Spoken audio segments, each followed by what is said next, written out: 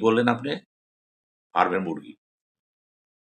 তার কথাবার্তা, ভাবমূর্তি, চালচলন সবকিছুতে থাকবে কি একটা শিক্ষণীয় বিষয়। অর্থাৎ তার ভিতরে একটা অনুশোচনা হয়েছে। এই অনুভূতি শিক্ষামন্ত্রী একদম উচ্চ ডিগ্রি পর্যন্ত, ইউনিভার্সিটি পর্যন্ত। আমরা দেখেছি বেশ কয়েকদিন ধরে শিক্ষামন্ত্রী জনাব এহসানুল হক মিলন এই ছাত্রদের বন্যার মধ্যে পরীক্ষা দেওয়া এবং এই পরীক্ষা দেওয়াতে ত্রুটি বিচ্যুতি হওয়া, এটা নিয়ে কিছু কথাবার্তা বলেছেন এবং একসময় তিনি বলেছেন তাদেরকে ফার্মের মুরগির সাথে তুলনা করেছেন।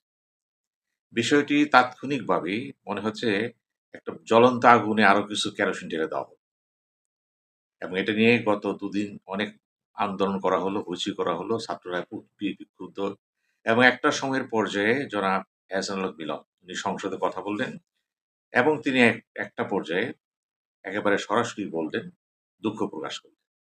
আমি মনে করি এটা তার দিক থেকে খুবই ইতিবাচক একটা পদক্ষেপ এবং ছাত্রদেরও বুঝতে হবে সবসময় সবকিছু নিয়ে বেশি হইচই না করেই ভালো।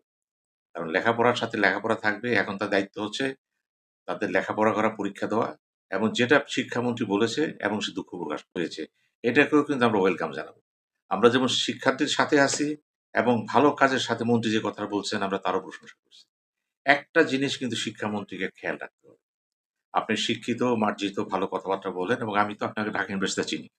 ব্যক্তিগত জীবনে আপনি আমার ঘনিষ্ঠ বন্ধু। তো সেইজন্য বলব শিক্ষামন্ত্রী পদটা কিন্তু অন্যান্য মন্ত্রীর চেয়ে পার্থক্য আছে। শিল্পমন্ত্রী, বাণিজ্যমন্ত্রী, অর্থমন্ত্রী, ভূমিমন্ত্রী, অন্যান্য মন্ত্রীরা কিন্তু কথাবার্তা বলতে পারেন। কিন্তু শিক্ষামন্ত্রী যখন যা বলবে, এটা কিন্তু অনুকরণীয় হয় ছাত্রদের কাছে। উনি কিন্তু আদর্শের প্রতীক হয়ে যান একটা বিষয়।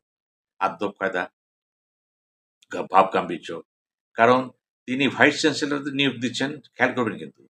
আবার প্রফেসরদের দিচ্ছেন কিন্তু। উনি একেবারে প্রাইমারিতে শুরু করেছে এই যে একটা বলয় তার এবং এখানে কারা জড়িত আছে? দেশের সবচেয়ে শিক্ষিত গোষ্ঠী এখানে জড়িত আছে। ওই প্রাইমারি থেকে শুরু করে উচ্চ বিভাগ। কারণ তিনি কিন্তু শিক্ষা মন্ত্রণালয়ের সাথে, সাথে কিন্তু প্রাইমারি শিক্ষারও কিন্তু তিনি মন্ত্রী। এই জিনিসটা লক্ষ্য রাখতে হবে। তার চালচলন, কথাবার্তা এবং তার যে কাপড়-চোপড় পরা সবই লক্ষ্য রাখতে হবে। এবং আমার একটা বিশেষ অনুরোধ থাকবে। বাংলাদেশের আলোকে এই মুহূর্তে কিন্তু আপনাকে বাংলাদেশের আবহাওয়ার সাথে তাল মিলে কাপড় পরতে হবে। আপনি সবসময় স্যুট পরেন, খুব ভালো। এটা তো আপনার একটা ভাবমূর্তি থাকতেই পারে। কিন্তু আপনি যদি প্রধানমন্ত্রী তারেক রহমানকে লক্ষ্য রাখেন এবং তাকে যদি ফলো করেন এসব ব্যাপারে, আমার মনে হয় আপনার গ্রহণযোগ্যতা আরো বেড়ে যাবে ছাত্রদের কাছে, দেশের কাছে। সবকিছু মিলিয়ে এটিই বলব, যেটা বলেছেন আপনি স্বীকার করেছেন, ভুল করেছেন, আপনি দুঃখ প্রকাশ করেছেন। আমার বিশ্বাস ছাত্র সমাজ জিনিসটাকে ওয়েলকাম জানাবে। আমি ওয়েলকাম জানাচ্ছি এবং সবকিছু মিলিয়ে আগামীতে আপনাকে খেয়াল রাখতে হবে একেবারে বিনা প্রয়োজনে এমন কিছু বলা যাবে না যা উত্তেজিত করে। কারণ এই শিশু বয়সের ছেলেমেয়েরা যারা আছে স্কুল কলেজে বিশেষ করে স্কুলের মধ্যে, তারা কিন্তু সবকিছু অত গভীরে বোঝে না। আপনার শিক্ষা হয়তো আপনাকে অনেক কিছু শিখিয়েছে, আপনি গভীর কথা বলতে পারেন। কিন্তু এটাও মনে রাখতে হবে, যখন কথাবার্তা বলছেন তখন পাবলিক স্পিকার। আর পাবলিক স্পিকার হিসেবে আপনার শ্রোতা কারা? একদম কিন্তু সব প্রাইমারিতে শুরু করে বিশ্ববিদ্যালয়ের ছাত্র সমাজ যেটা আছে সেটা। এটাই তো আপনার কনস্টিটিউয়েন্সি বলা যায় মূলত। মন্ত্রণালয়ের কনস্টিটিউয়েন্সি।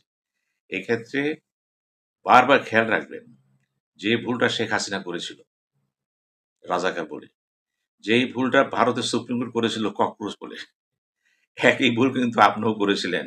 এই কি এই ভুল আর হবে না।